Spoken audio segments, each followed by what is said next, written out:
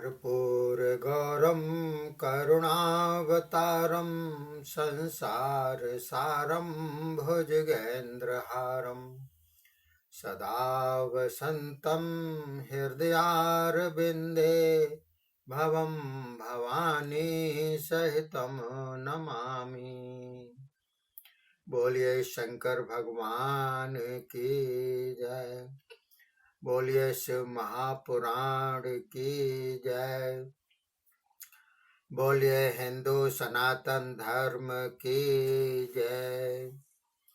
देखिए साथियों, इसमें पार्वती खंड आरंभ हो रहा है आज से, जिसमें पहला अध्याय बतलाया गया है, जिसमें बतलाया है कि पितर कन्या मैना आदि को सनत कुमार का शाप दिया जाता है। तो किस प्रकार से है? तो नारद जी बोले, हे ब्रह्मा जी, दक्ष पुत्री सती ने यज्ञ में अपना शरीर छोड़ा, फिर जाकर हिमाचल के घर जन्म लिया। हिमाचल के घर जन्म लेने का क्या कारण है? हिमाचल की पत्नी का नाम क्या है? और उसका हिमाचल के साथ विवाह किस प्रकार हुआ? फिर हिमाचल के घर उत्पन्न होकर उनकी कन्या ने कठोर तप करके सदाशिव को किस प्रकार प्राप्त किया? ब्रह्मा जी, यह चरित्र एवं अन्य भी शिव चरित्र कृपा करके मुझे सुनाइए।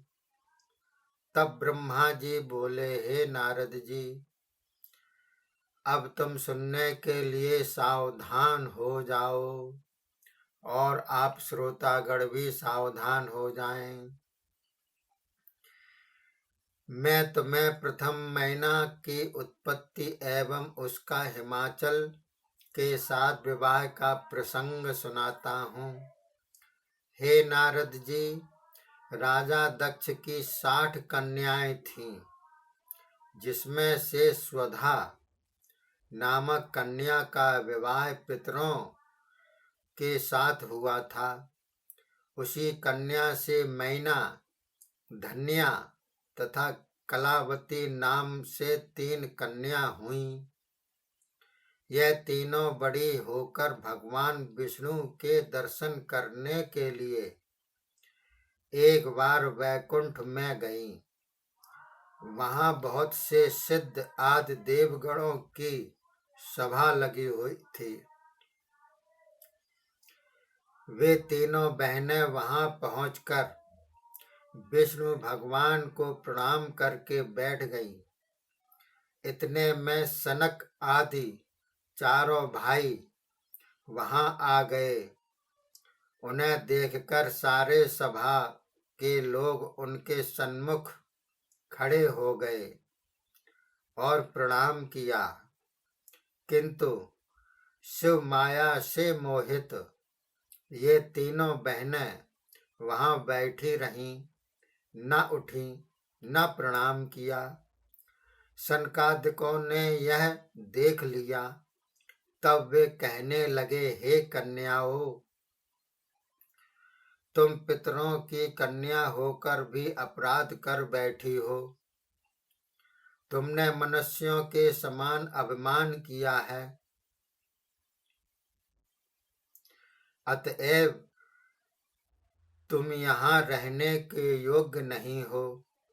हम तुमको शाप देते हैं कि तुम पृथ्वी पर जाकर जन्म लो। तुम तीनों ज्ञान से मोहित हो, अतः जाकर मनुष्यों की पत्नी बनो। इस प्रकार से ऋषियों का शाप सुनकर वे अत्यंत दुखित हुईं और आकर उनके चरणों में पड़ गईं। रो रो कर कहने लगी, हे महर्षिगण, आप तो दया के सागर हो।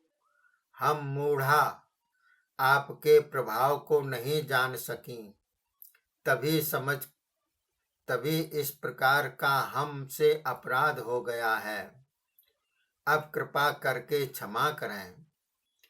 हमने कर्मों का फल पा लिया है, आपका इसमें कोई दोष नहीं। अब इसका भी कोई उपाय बतावें जिससे हमारी इस शाप से मुक्ति हो और हम अपने स्थान पर आवें। हम आपकी ही शरण में हैं। यह सुनकर सनत कुमार कहने लगे, हे कुमारियों, हम तुम्हें इस शाप का उद्धार भी कहते हैं। सुनो, तुम तीनों में से बड़ी कन्या विष्णु के अंश से उत्पन्न हुए हिमाचल के साथ विवाह करेगी। उसकी पार्वती कन्या होगी, उसकी पार्वती नामक कन्या होगी। उसका विवाह भगवान शंकर जी से होगा और दूसरी कन्या पृथ्वी पर जन्म लेकर राजा जनक से ब्याही जाएगी। उससे सीता नाम की कन्या होगी। उसका विवाह श्री रामचंद्र जी से होगा। एवं तीसरी कन्या जो कलावती है, इसका पृथ्वी पर वृषभान नामक वैश्य के साथ विवाह होगा।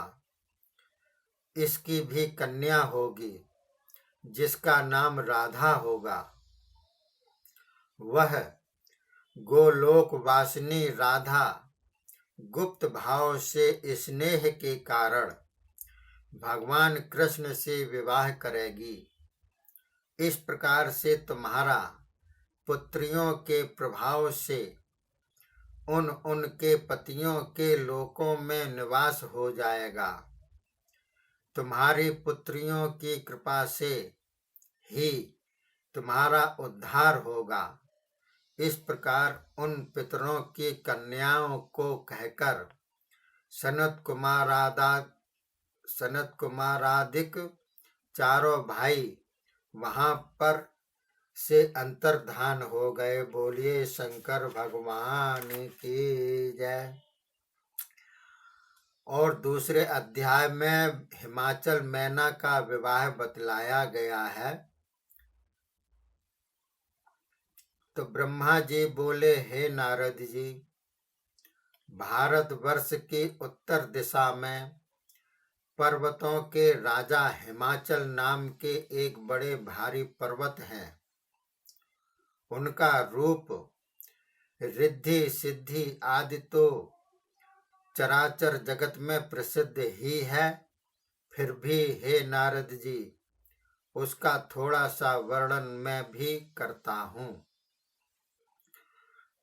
वह हिमाचल पूर्व तथा पश्चिम की ओर के दोनों समुद्रों को अपने नीचे दबाए हुए है। उसमें अनेकों रत्नों की खानें हैं। वह मानदंड की भांति पृथ्वी पर स्थित है। उसके शिखर चित्र विचित्र हैं। अनेकों वृक्षों से सदा शोभायमान है और सिंह व्याघ्र आदि अनेकों पशु भी उसमें सुख से निवास कर रहे हैं। वहां ऋषिगण कंदराओं में बैठकर तप करते हैं। देवता भी वहां